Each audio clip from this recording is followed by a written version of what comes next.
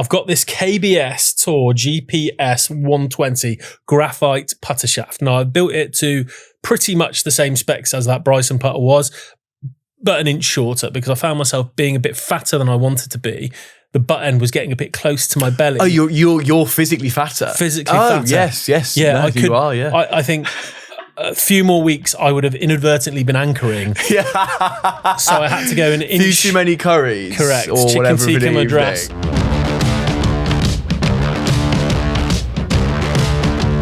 Hello and welcome to another episode of Kickpoint, the Golf Gear Show. Thank you for joining us, Joe. It's Masters Friday. Isn't it just, eh? Isn't it just? Obviously, it's not for us right now. Who's leading? What can I say? So there's two options we've got here. Oh, Rory started well, didn't he? That's good. It? New course record in the first round. Rory, man. How about that? How about that second shot into 13? Amazing. Or, for goodness sake, Rory. He's out of it. I thought this was the year. Day one, he's done. Or just like a solid 70. We don't know, but happy Masters Friday anyway. You will, and that's the exciting thing, isn't it? We appreciate with all that's going on, the fact you've sat down and decided to listen or watch us. Well, it should be in the golf mindset. Consuming as much golf as possible. You might hate tour golf and just want to hear about us talking about equipment. So, hello. Thank you for coming along. This week, we have got a test this week about a putter shaft. Stick around for that one, or stick with us for that one. Joe will make it interesting. Promise. We asked the pods back. Don't you worry about that. It was missing last week, but we wouldn't let it go far away for long, would we, Joe? Jingle time. And then we're welcoming Rick Shiels onto the show. Pretty big name for us to get, actually, Joe. Spoke about that last week, and we'll talk about it more later, but just chatting equipment, aren't you, the pair of you? Yeah, just going through it, both test equipment to different extents. Sounds like derogatory. I'm not being derogatory. I think I'm self-derogating. He's doing more than you. He's doing more. Or is he? A wider audience. I'm probably doing more, but he's doing it to a wider audience. I'd say his voice has more power, but we'll get onto that a little bit later. So how you doing, Joe? We've just had a nice lunch this time at the Winner's Triangle Business Park. Chicken fajitas, wasn't it? We went for sweet potato fries. Lovely. Yeah, I thought it was good. Good level of crisp. Fluffy interior. Fajita was fine. Good. 8 out of 10. That's the food review. And downstairs in the testing kitchen, because a lot of, I don't know what the brand the nice ladies downstairs work for, a different brand as part of our publishing company. It's Easter down there.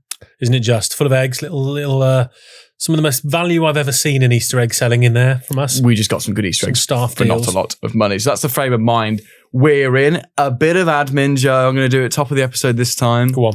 Newsletter, www.golfmonthly.com/newsletter for your weekly Kickpoint Plus newsletter. More content. Do sign up to it. Magazine offer. 3 for £5 for Kickpoint listeners. Remember, Joe, how much is one issue, Joe? $5.99. How much are 3 issues, Joe? £5. Links down in the description. Lunacy. Go and look at it. Follow us on Instagram and TikTok. And if you're watching over on YouTube, please subscribe to us. If you do one thing today, apart from watch the Masters, press that little subscribe button. Can I say? All you've got to do. We're building momentum. Our views are going only one way. So thank you for watching already. Share it with people. Just get stuck in. We're really enjoying this. So if you know someone who would love this, tell them. If you don't, subscribe or follow us. That's your job you can do. Either way, we appreciate it. And that's about it for now for admin. So, Joe, let's crack on. I want to start with, is it contentious? And have we touched on it before? But it's copycats in the equipment world. What's this Odyssey putter that's appeared?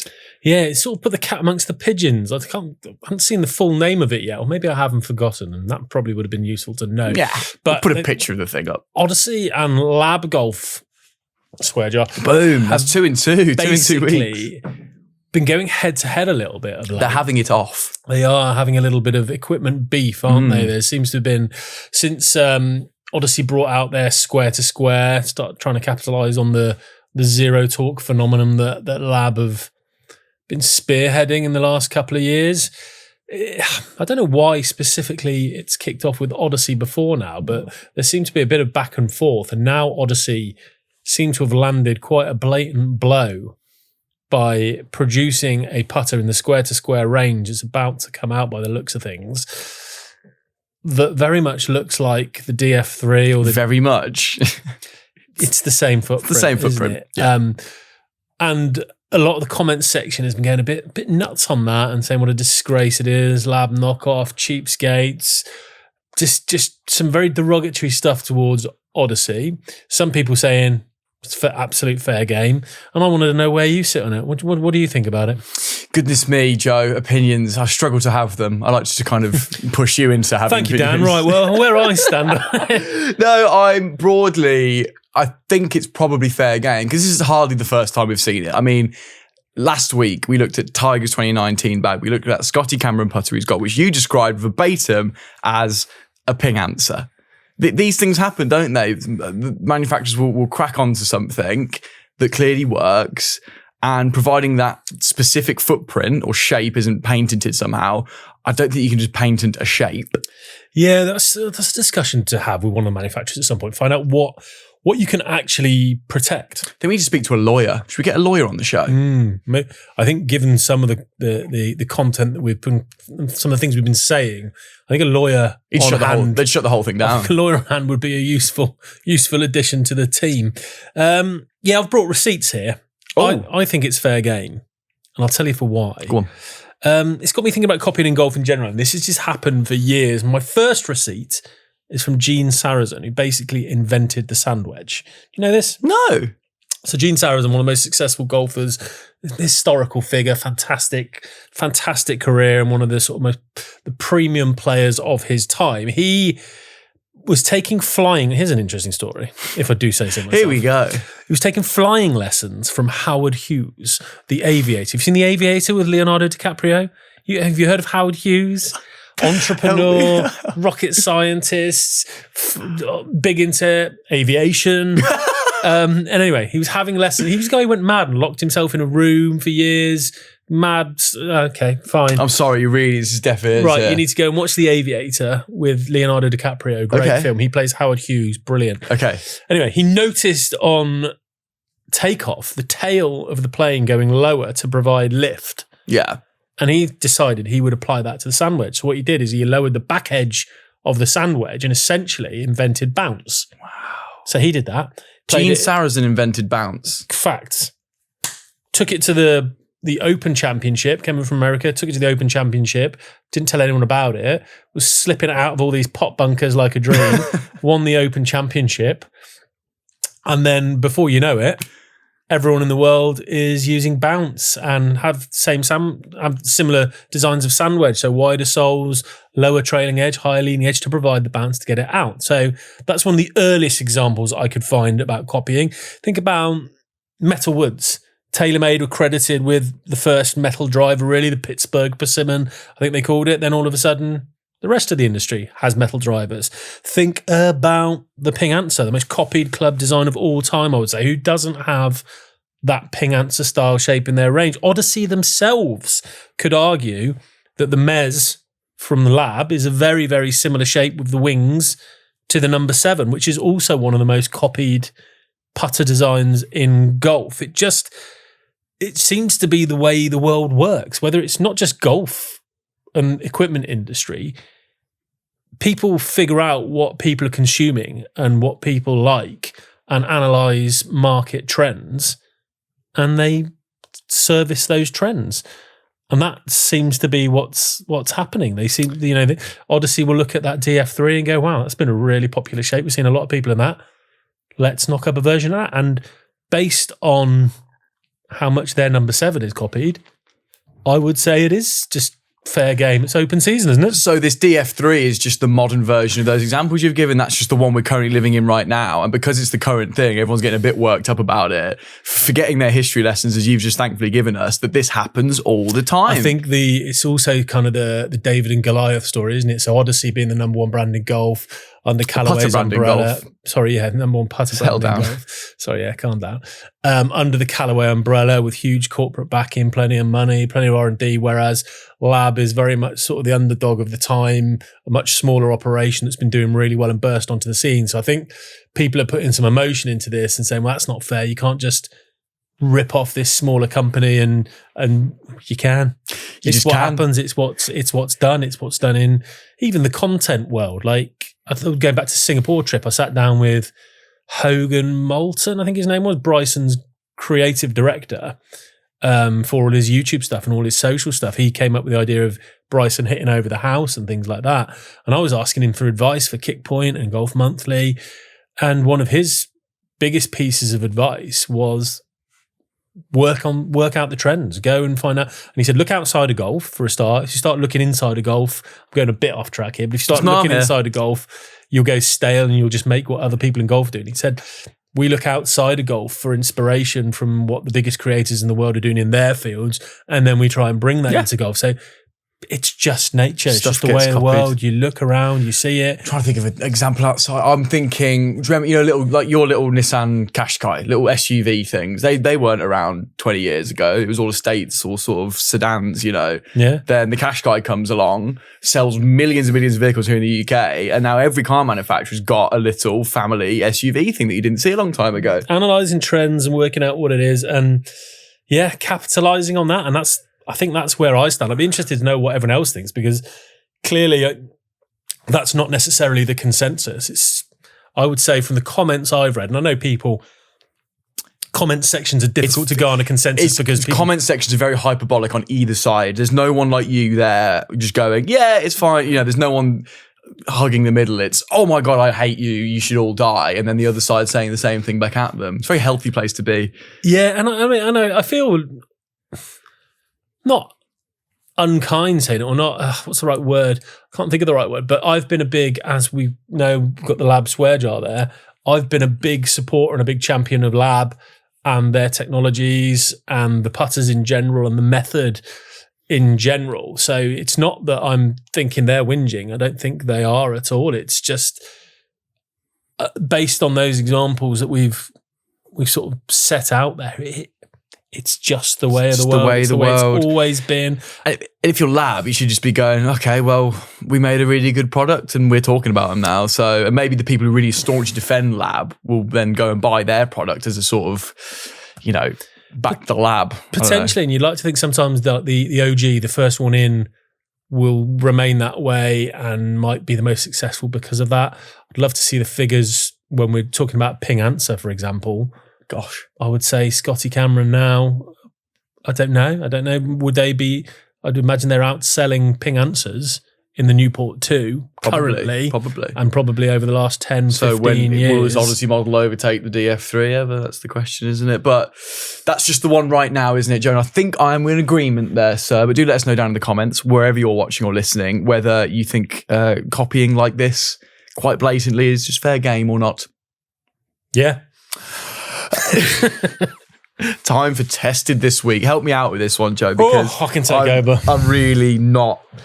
I changed this last night. You changed it last night, and I always try and sell the content on Kickpoint because I believe in it. I believe in what we're doing here. Don't you worry about that.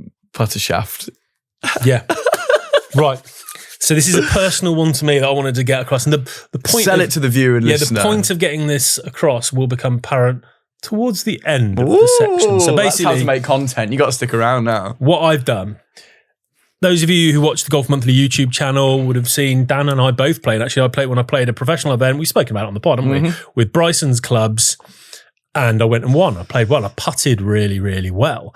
And with his arm lock putter, which I didn't use as an arm lock, I used it as a counterbalance at a certain length with my normal grip.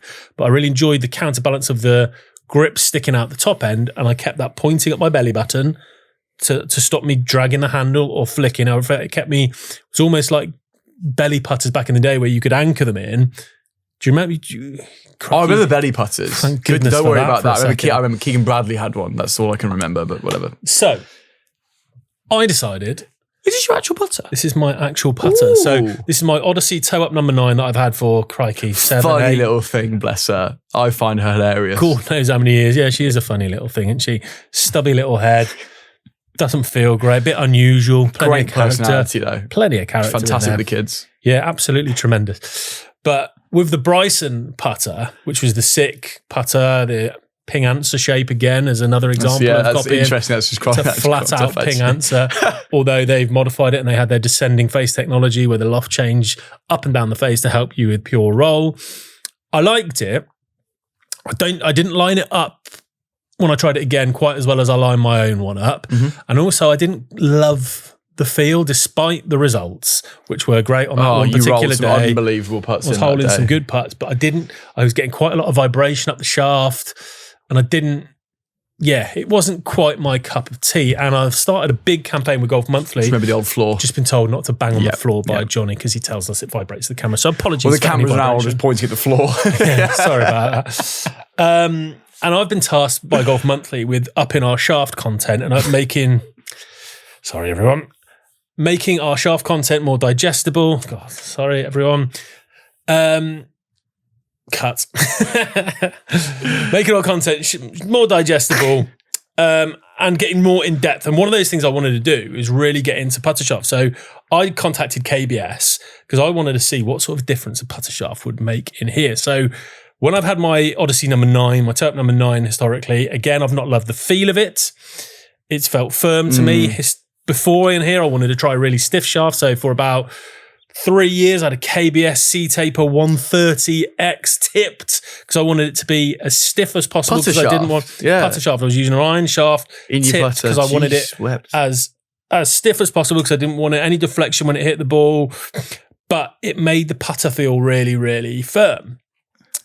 Now, I've got this KBS Tour GPS 120 graphite putter shaft. Now, I've built it to pretty much the same specs as that Bryson putter was, but an inch shorter because I found myself being a bit fatter than I wanted to be. The butt end was getting a bit close to my belly. Oh, you're physically fatter. Physically fatter. Yes. Yeah, no, you are. Yeah, I think a few more weeks, I would have inadvertently been anchoring. Yeah.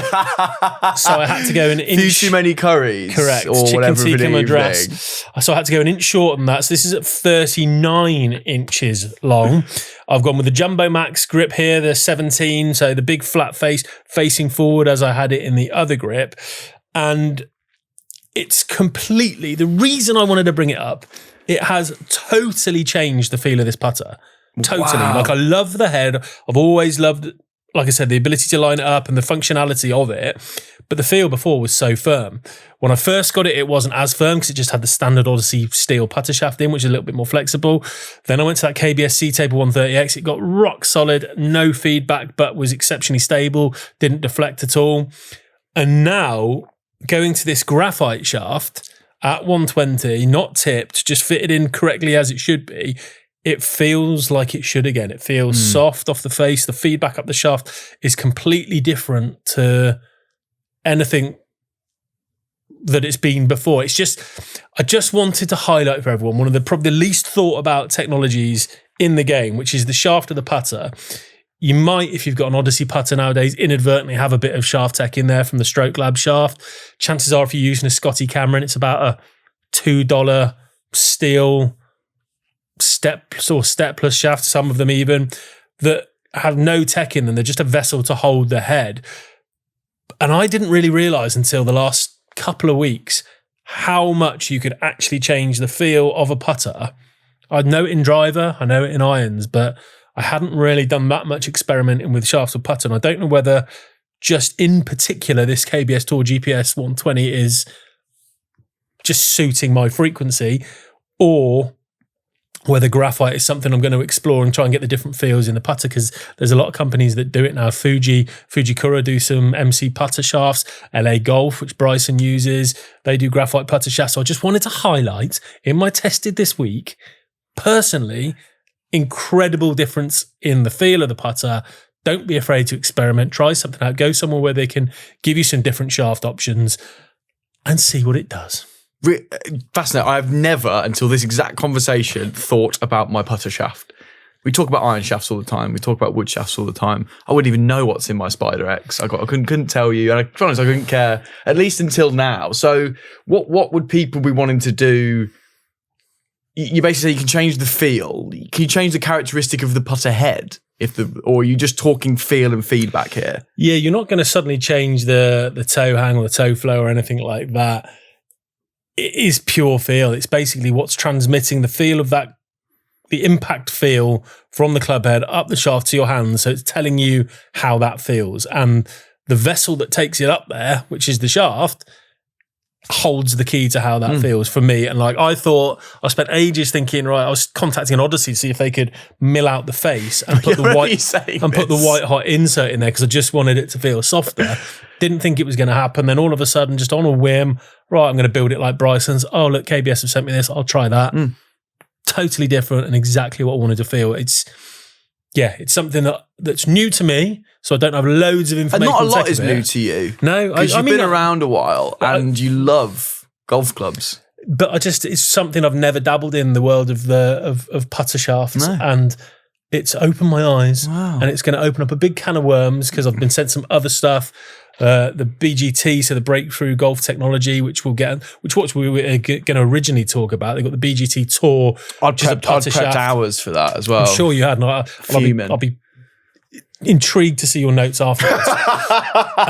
Sergio Garcia, who quite recently won on Live out in Hong Kong, he's using the BGT Tour. Louis Oosthuizen won the strokes gained just before he went to Live using BGT Tour, and that's basically making the putter shaft a two-piece operation. So there's like I think it's about 9 to 10 inches of shaft at the bottom that goes into the putter head, and then over the top of that slots the BGT slightly thicker, stiffer part, makes up kind of a two-piece putter shaft, and allegedly really stabilizes the putter face throughout the stroke. And I'll be really intrigued once I try that on one of my several other toe-up number 9 heads that I've got in the garage. I'll be building them up. How many are you packing? I'm packing 4 at the minute. You've got 4? That might be the only 4 on the planet. Might well be. What are you doing? Just picking them up on eBay and stuff? Yeah. Every time I see a decent one at a decent price and in good condition. What do they go for nowadays on eBay? You can pick them up for around 90. Okay. Good. Well, if you see one, I'll let you know, buddy. Don't you worry. All of you, if you see one or have one, send them in. And it sounds like, Joe, you have much more on putter shafts in the future, quite frankly. This is just the beginning. Just the tip. Just the tips. Just how I like. Stop hitting the floor. Just hit the floor again. Sorry, everyone. Cameras have done a full 360 now. You keep bashing like you're going into war. Calm down. No one's going to hurt you. I might in a minute. Right then, it's time for us to pod in a minute, Joe. I'm just prepping old Johnny over there because it's our favourite time of the week. But before I do that, Johnny, because I'm going to let you get ready. Oh, I plugged everything already, haven't I? I think so, yeah. Your admin's done, mate. Do you want to plug anything else? No. Follow me on Instagram. Oh, okay. Joe. Don't follow me. I don't do golf account. You threatened to try and get out there a bit more and put a bit more of yourself out in the social world. Can't be bothered. Okay, fine. Can't be bothered. But yeah, Joe for Golf. Yeah, Joe for Golf. I always read your Instagram handle as Joe for Golf. Yeah. Like Jofa. Okay. And I don't see because it's 2 G's next to each other. Joe Ferg Golf. Oh, look at that. It's the Jofa. Might be holding me back, that. That's been it. That's been the one. Anyway, it's time for our favourite part of the show. It's Ask the Pod. Don't leave me hanging like you did the other week. Ask the Pod. Ask the Pod. Ask the Pod. Ask the Pod. Impeccable. Left you hanging that time. Yeah, you did. But I styled Not letting that happen. You did. I panicked last time. So this is our favourite part of the show. Hopefully yours as well, because it's where you get to get a question answered by me and Joe. Honestly, I've made no notes on this and I can't remember what it is. So this will be intriguing. So here we go. This week it's from Ben Hopkins. Good day, guys. Oh, quickly before I say another this. Aussie. Yeah, you bet it is. Honestly. I love it, these Aussies. Love it. In the email subject, ask the pod, brackets, insert jingle here. Very Classy good. touch, that is, Ben. Classy touch. Good day, guys. Ben from Adelaide, Australia here. Happy Live Australia Week. This was February the 12th this came through. Okay. It takes us a while to get through these, so we do apologise, but it was Live Australia Week. So another wonderful Australian correspondent. Great work on the pod. Hope the numbers are going well. Thank you. Really cares. Thank you, Ben. Yeah. Going all right. A couple of questions from a self-confessed equipment nerd. After hearing Ludwig Ober in the Whitby, your fantastic interview with him, say he's staying in the 2023 Pro V1 model unless there's gains in the 25 Pro V1 model, how long can he still access the 23 model for? Surely at some point Titleist will stop producing that ball. Also overheard Rory in a TGL broadcast talking about the retail version, in quote marks, of presumably the TP5X. What's the difference? That got a lot of tongues wagging. Interested to hear more about the equipment contracts of players and the structure of full bag or other types of deals. He also says, watching with interest to see what ends up in Dustin Johnson's bag post TaylorMade. Well, all TaylorMade, mate. All Taylor, yeah. That's the end of that. I spoke about it briefly last week. We might do a Whitby coming up soon. Cheers, lads. Ben, thank you, Ben. Appreciate your correspondences as always. Start with DJ. Go on. I just think there'll be minimal changes for a little while. However, I believe he's an investor or a part owner of LA Golf, has been seen testing the LA Golf driver. So I would imagine before too long, we might see a little switch there. Good. Thank you, roving reporter Joe Ferguson, for covering that once again. Right, let's do old model of golf balls, because it's a really interesting one. Because for you and I at retail, for everyone watching, listening at retail, once a new ball comes in, and we'll use Pro V1 as an example here, it's like 25 ball drops every other January. That's it. You're going to struggle to get hold of 23. You'll get the last whatever's left. But for these players, so far as I'm aware, and we spent some time on the Titleist Tour truck at the Open last summer, not me personally, but some of our team, there are still 23, 21, even some 19 balls knocking around for those who want it. I suspect Titleist will start phasing that one out pretty quickly if they can. But I think some of their sort of best friends, their players that they get on with, will still want to use it. They'll still use it. So this is all guessing here, as a lot of our show is, unfortunately, Joe. Ludwig will stay in that 23 ball, and they'll still make that for plenty of time for him. Ball-wise, it's so different. I think here, the difference between consumer or customer and tour, it's the largest. It's massive, because I'm a decent player. I'm a PGA pro and I can still play golf, but I wouldn't notice. Truth be told, I don't notice massive performance differences in any brand, be that TaylorMade when they changed TP5, Titleist when they changed the Pro V1. I am probably not precise enough and consistent enough to notice the difference there. And if I'm not the bulk of the customer market who are higher handicappers and stuff than me, I would be very surprised if you noticed a real tangible difference. If you don't, and you're a good ball, I'll say this. It's easy for you to say that. I will agree that you're a good ball striker. That's kind. Is that all right? No, that's kind. However, if you can't, then what the hell's amazing? With respect, me as a 6 handicap, but who knows if they don't put cards in, an 18 handicap. But also I would suspect on tour, I think they're so sensitive. They're so concerned about making any small change and what that can do. As a general rule, I would also suspect that switching from the 23 to the 25 would not be a catastrophic difference. And ultimately, they probably will anyway. I mean, look at Rory. Rory accidentally switched to the TP5 and then won at Pebble Beach. He just went to the Grove, Michael Jordan's place, was knocking about, felt the TP5 was coming out a little bit lower on his pitch shot. So I'll give that a whirl, and goes and wins Pebble. So let's be fair, it's not exactly... I don't know. I don't know what the right word is. I'm not being flippant about golf ball technology, but I think they're all so good. Yeah. And once you've got a characteristic of that ball, the models do not drastically alter whatsoever. And it doesn't affect us. Because, like I said, when the 25 Pro V comes out, that's what you'll be buying new from shops. If you're a Pro V1 player, you get over it and you're going to stick with it. And the only differences you may see broadly will be positive, right? And with respect to you listening, whoever you are out there, unless you're Ludwig Aubert and all these people, you're not going to feel the difference. So you just get on with it.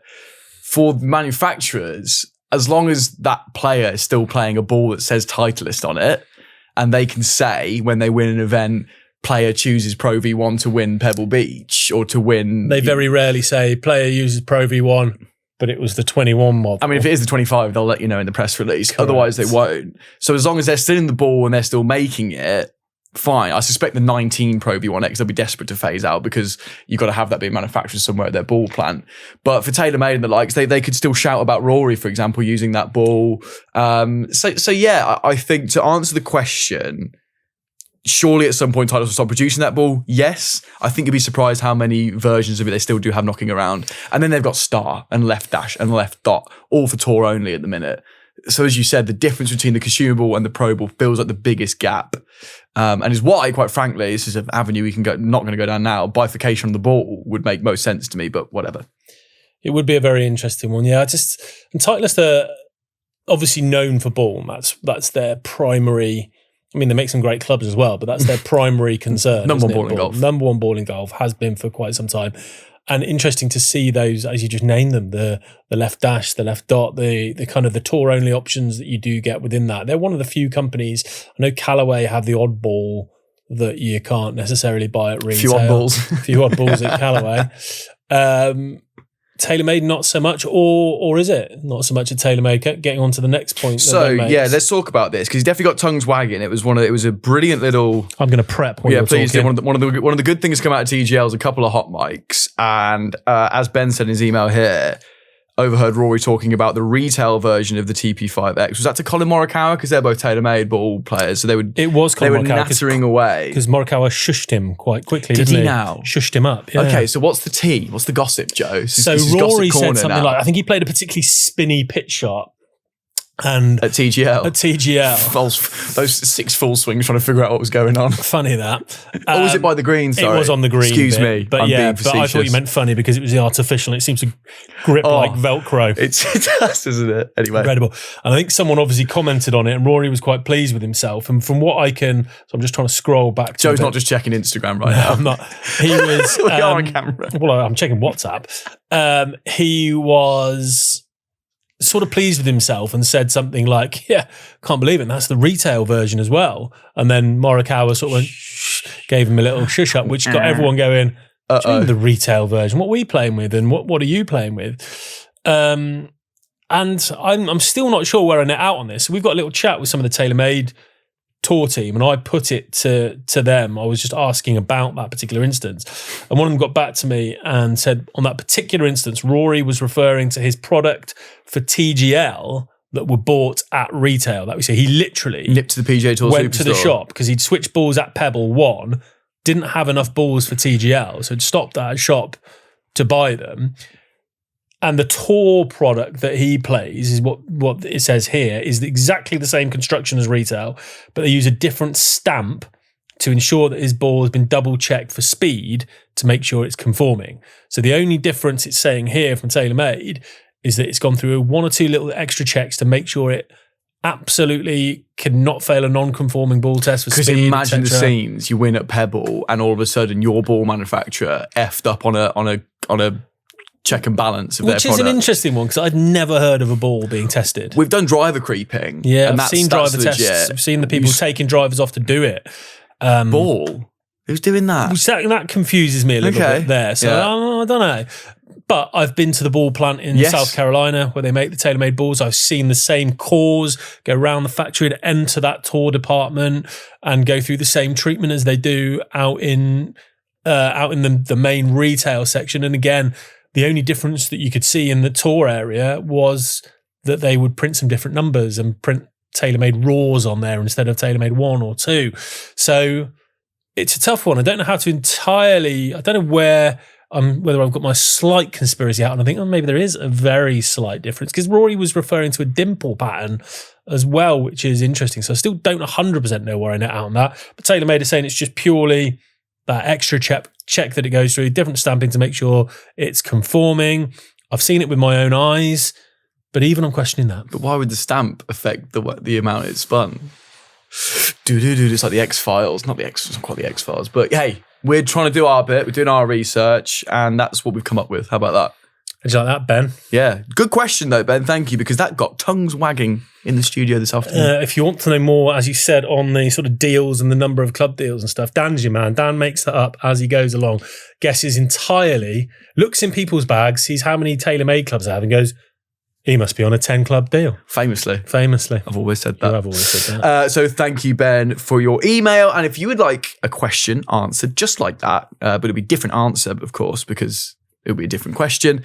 Email us kickpointpodcast@futurenet.com. And if you're from Australia, keep going. Good day. Keep the emails coming. Thank you all the way over there. It's time for our interview. Rick. Your interview, rather, not My our. interview. I shouldn't take claim for that. Interviewing's hard, isn't it? How are you finding it? Because you've done a few recently. Because I was awful at it when I started, really bad, and found it very nerve-wracking. But how are you getting on? I think I've only done, aside from the what's in the bags. But you feel comfortable there because that's your realm. Yeah, I know what I'm talking. Well, I felt comfortable other than Singapore and trying to do all the setting up and stuff. So don't judge me on that what's in the bag content. I did my very best. But when you sit down face to face with someone, like I can sit down face to face with you and go and have a meal and we'll have a nice chat. But as you said, it's slightly different in interviewing because you're not there to be heard. You're there to facilitate the other person, which is difficult to get my head round when I like talking. So as you quite, it is tough. I asked you about it leading up to it, and you just said, "Listen, Joe, ask the question and just shut up." I need that sort of explicit instruction, don't I? I was, right, got it, Dan. Got it. Because I used to go into interviews trying to be mate. Like, you want to be like, because you see, I've interviewed some really interesting, cool people. You kind of want.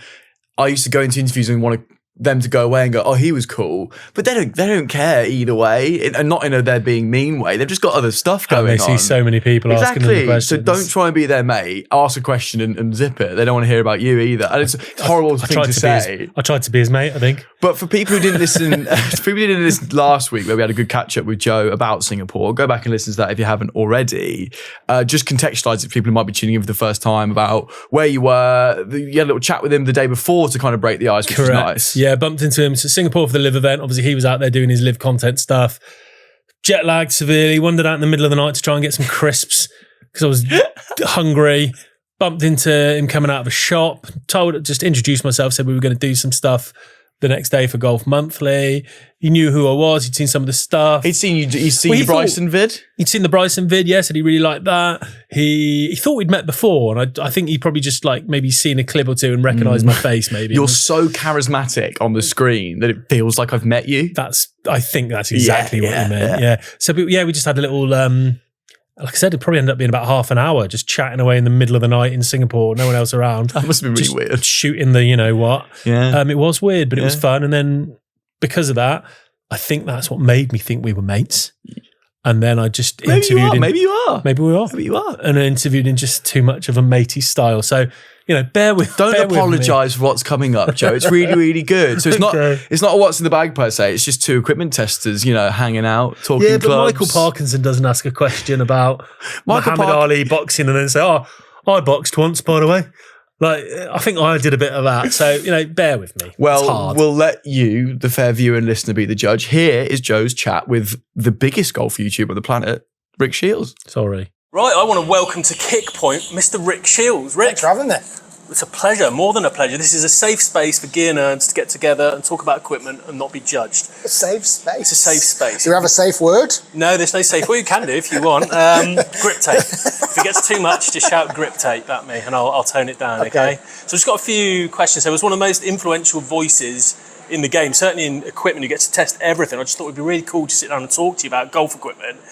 I want to know sort of where did that start for you? Were you always interested in clubs as a kid? Were you that annoying kid at the pro shop trying to demo the latest driver and not bring it back? How early did you get into your golf equipment? I'll give you props on quite a few good questions there, Joe. That's a good one. I did ask about 4 at once, didn't I? I was not an equipment junkie. Let me think about this now. And I kind of was. When I was a kid growing up, certainly when I started golf at 11.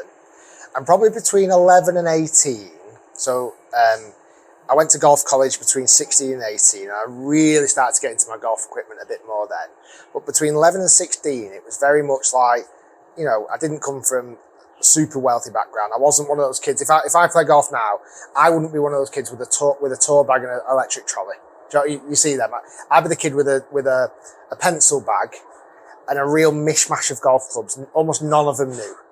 Like, they'd all be kind of second hand or,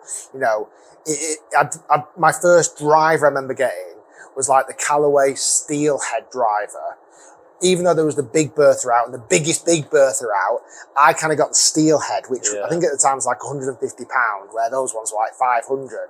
That probably gives a bit of an idea of kind of like my equipment upbringing. I never got fitted, I didn't know a lot about equipment, but I wanted to. I wanted the best equipment, but I couldn't achieve it.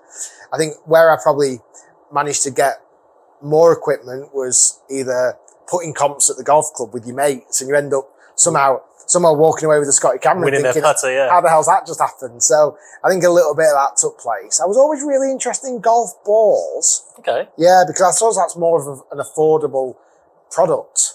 But you could find them. We used to go on missions as a junior. Yeah. And remember, like, Strata. Yeah. Like, they were my favourite ball, the Tour Ballata and Tour Professional. And where I used to play, they used to have a little par 3 course. And me and my mate used to take a box of brand new Tour Professional Stratas and just hit shots into green, just desperate for them to spin. Like all I wanted to do I just wanted to make the ball spin. So that's probably my kind of journey between 11 and 16. And then went to golf college and probably started to hang around with better players and started to understand equipment a little bit more, but not dead obsessed again. And then genuinely between the age of probably 18 and 25, couldn't give a damn about equipment. Like it wasn't on my radar because I started focusing a bit like yourself. I'm a PJ pro. So started thinking, well, equipment's not doing, it's all about coaching. You got to have the best technique. It's not about equipment. And I think that's where I became obsessed with technique rather than actually what clubs people would use really. And it was only, I kind of fell into equipment testing accidentally. So when I started my YouTube channel in 2012, all my videos really was about coaching and helping people get better and doing tips. But where I coached at Trafford Golf Centre, it was attached to an American Golf. And so I used to walk through the equipment stuff all the time, but again, not really that bothered, just kind of like it was there. We weren't associated with the American Golf, and it's not like we got a kickback on sales or anything, so I didn't really care. But in there, I remember the Nike rep was in there. And it was when the Covert 2... Which colour? The red stuff? Red. Yeah. But Covert 1 was red as well, was it not? Sorry, yeah, that little run. I think it was Covert 1. Covert 1, we had I think it was called Marcus. Marcus was in the American Golf with this Nike bag with all the new Nike head drivers. And I just really cheekily said, oh, are these the new Nike drivers? Or Nike, I used to call it Nike back in the day, until I got signed with Nike, and it's Nike. Are these new Nike drivers? He went, yeah. I said, can I borrow them? He said, yeah, it's fine. Like, they were demos. 15 minutes. I ran down to my teaching bay, set my cameras up really quickly, literally like the setup you've got here now, a couple of iPhones or an iPad on a couple of tripods. I hit like 20 to 30 golf shots with each driver. And then afterwards, almost did a voiceover on the performance. So I used Flight Scope at the time. I was like, this driver did this driver did that. These are the new Nike drivers. This is how much I think they're going to be priced. This, that, and that. I knew I didn't have a spec sheet. I just went off whatever I could find. Took the two drivers back. A day later, posted the video. What I didn't realise, I didn't even know about the word embargo. I had no idea. Basically, these clubs had not even been seen by anybody in the world. And there's little old me making this YouTube video, putting it out there, and no wonder the views were so I was like, this is bloody brilliant. Like, YouTube's easy. Broken the internet. Like, I've got 1,000 views. Like, this is huge. So I think that was kind of my first taste of equipment reviews. And I was like, I actually quite enjoyed that. That was a bit of a difference. Like, my channel from my mindset when I first started was only really going to be about coaching.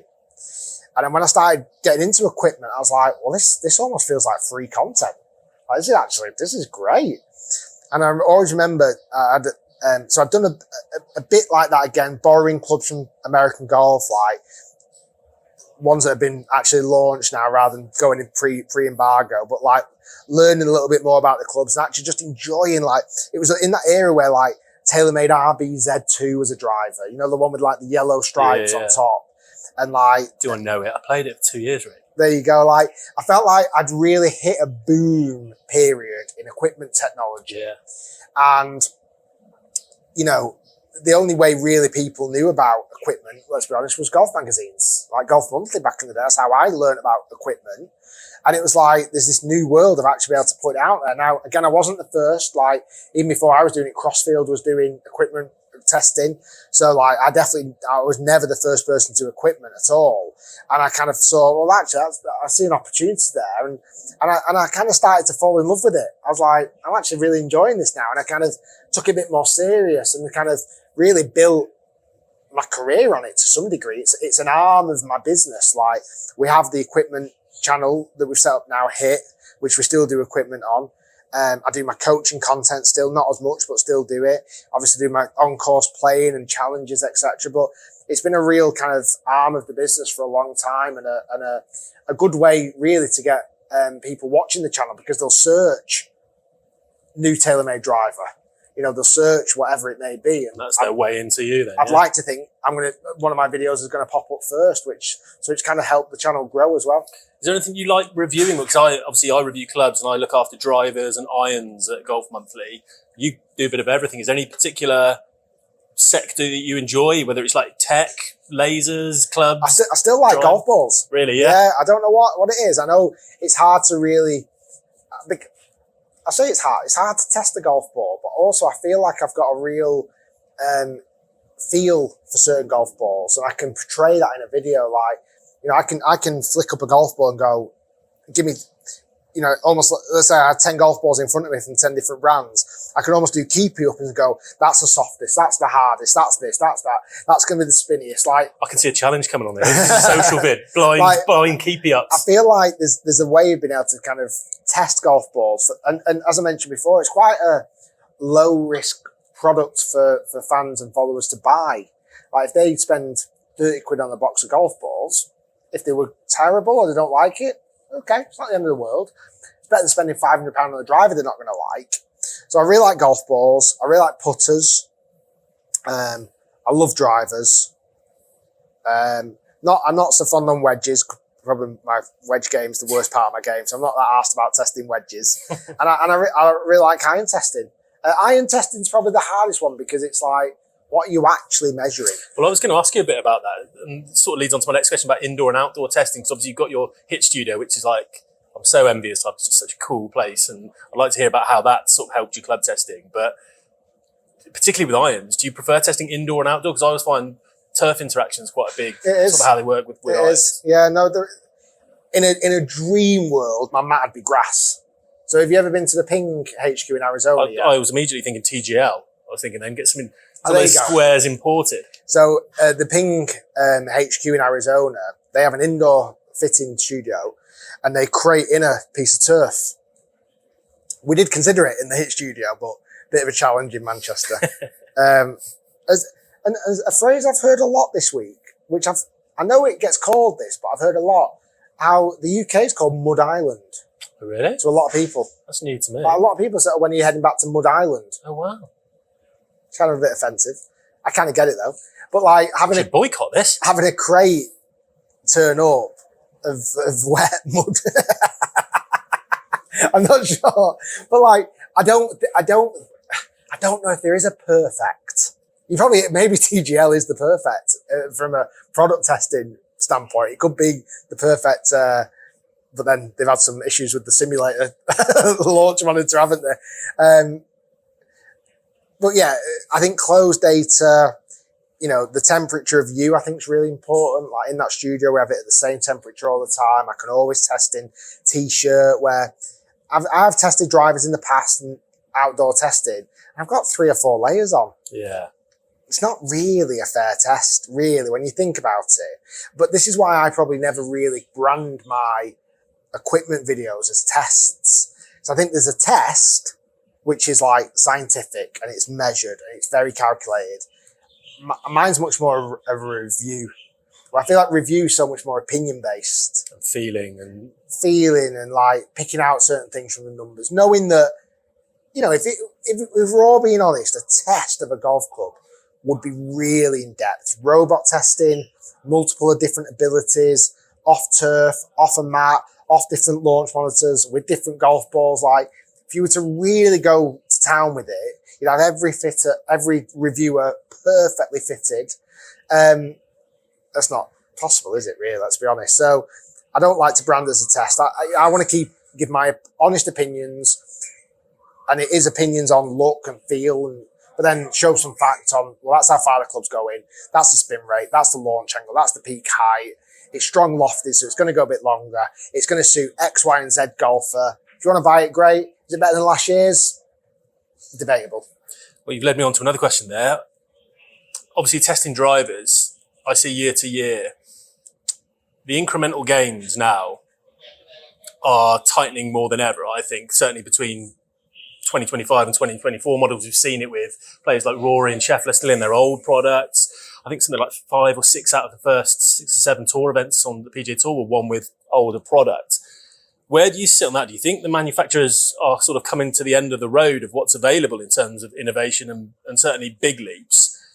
And if so, I'm not putting words in your mouth, what's next? Where do you go? I heard you in one of your videos talking about how, I think it was a 16-degree driver you were saying and then lo and behold, did you see the PXG Wildcat? Yeah. Came out 16 degrees, deep face, 460cc. I've tested that. I think it's phenomenal for the average player. I've asked about 7 questions there. I'm not sure which one I've ended up on. No, it's all right. I feel like manufacturers certainly cared too much about Tour Pro performance, is my honest opinion. Okay. And as much as I'm not for the rollback of the golf ball at all, I think the golf ball should stay the same for every golfer. I do think rules should be relaxed for equipment for amateurs, in my opinion. Like, golf's bloody hard. And I would love to see there be a category almost like, if you're off 10 or less, you play with the same stuff as the pros. If you're off 10 or higher, the rules are relaxed. You can... You're seeing like a non-conforming... Yeah, or 16 clubs or 18 clubs in the bag, or, why not have a chipper? And people don't put a chipper in because they have to take a wedge out. Well, have a chipper. Have a shot, the new ping bunker wedge. Yeah. Have it. It's all right. Like, you don't have to take a club out your bag. You're not going to use it twice every 5 rounds. But if it's helping you enjoy the game of golf better, put it in your bag. Like anchoring and all this jazz. If you're an amateur of 10, what does it matter? Crack on. Yeah. And you're still playing the same ball and you're still playing the same golf courses. I tested, obviously I've got one of those swingless golf clubs that literally fire the ball out. I'm not saying go at that extreme, but make it fun. For an amateur golfer, I see him struggling too much. Yeah. Stop cranking the lofts down. Like, make them more lofted. Like, make it easier for golfers. Have big wide soles. I know some brands are trying, but that's not their main story. The main story is the new driver that's going to hit it so far. And listen, I don't know enough about the marketing world in equipment manufacturing. I've never worked for an equipment manufacturer. So they might look at this and they might say, well, no, because we know Rory McIlroy or John Rahm winning with our TaylorMade driver or our Callaway driver increases sales. Okay, fair dues. I'd be surprised, but they must know that changed the dial on them. So touching on that again, tour-only equipment. So again, I was talking about... 2 minutes. Okay, done. Not worried about Brooks. Got Rick. So touching on tour-only equipment, you said something there. What do you think about the availability of products that you can only get on tour? I've seen some this week. The Callaway guys have shown me a few heads that are only available for the tour players. And you're talking about marketing strategy of companies telling you, we're seeing those adverts, you can buy Rory's driver, you can play with this driver. And ultimately, on occasions, I'm not naming names necessarily, there are certain things you can't buy that tour pros are using. Do you think in this day and age, I know where I stand on it, I think we should have availability of everything in this day and age as the consumer. What do you feel about that? I don't. Okay. Like, you can't, you might want to buy a Ferrari, right? You can't buy an F1 car. You're right, I can't, Rick. Like, do you know what I mean? And I think it is different for tour pros. They swing it different, like, and the market is so minute and tiny. Like, if John Rahm is using a driver that's not for public sale, fine, because no one in public sale swings it like John Rahm at 122 miles per hour with 185 miles per hour ball speed. And, so I think I actually almost prefer it to be more tour pro. Like, this is only for tour pros, but this stuff is for you guys to enjoy golf a bit more. Like, I'm not saying you shouldn't have to be able to buy it because people have got deep pockets and want fancy things. I get that, but they don't need it. It's not going to make them better. If anything, I can go make them worse. Yeah, I think I'm coming at that from a niche angle. I'm sort of relatively high speed and I'm a gear That's nerd, what I mean. I want to try that stuff, But like, with my almost 18 handicap,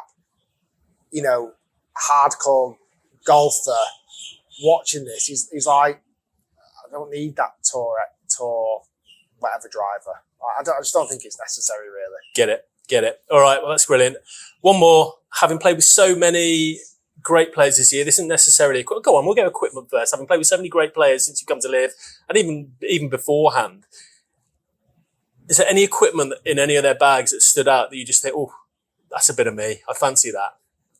what I've probably underestimated how much they've changed their equipment, Really? as in to suit the course. Like, I literally have the same 14 clubs in my bag.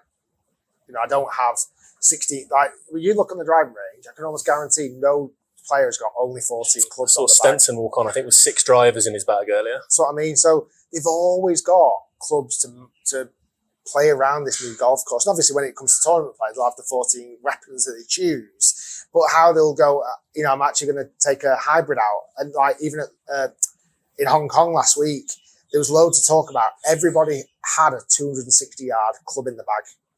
Everybody, because you needed to take that shot a lot. You didn't need a 300-yard driver all the time. But so a lot of people had like 2 woods or 3 woods or 4 woods to get that 260 number. But then they'll probably never use that club for the rest of the year. So that's probably the thing that I've noticed the most. Okay, that's interesting. Well, that's great. It's lovely to pick your brains about equipment. I've taken up far too much of your time. Thank you very much. Really appreciate it. Cheers, everyone. Well done, Joe. That was fine. Do you think? Yeah. You know what? It wasn't even fine. I was really blooming interesting. Well done. Listening back, it was better than I remembered. I think I've just felt a bit try hard. And if you want to listen back, already they've just listened to it. Well, they don't need to go back again. Quite often, I let him finish, and I would say something like, "Oh, interesting." Thanks. No need for me to evaluate his last sentence was there. So that's the learnings I need to take from it, and that's what I've done. If you want more Joe and Rick content, there is some, isn't there, Joe? Oh, because you did what we said. There's far more of me going. Interesting, Rick. Thank you, Rick. So over on the Golf Monthly YouTube channel, a monthly meets where it's a bit more of a wider interview about his career at the minute and that move and the controversy behind that. So not plugging that too much, but we should. It's our content, by the way. Cool. It's all good for them to go there. We can do that. Go and watch that because it's genuinely it's one of the more, if I do say so myself, one of the more interesting interviews I've seen with Rick.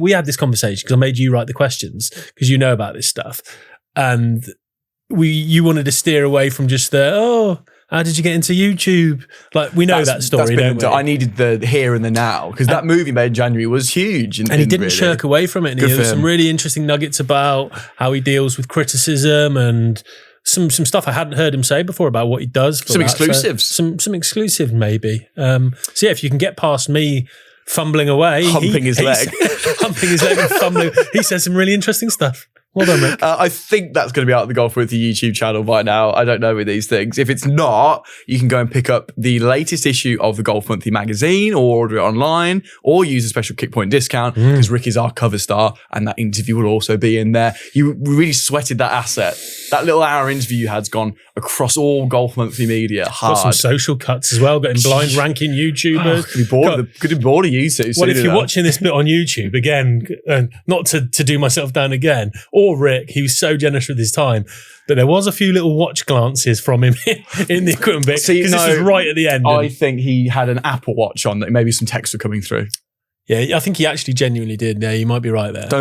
You're being too harsh on yourself. I don't like to see it. Little voices in my head. Yeah, that little guy on your shoulder, not nag, does he?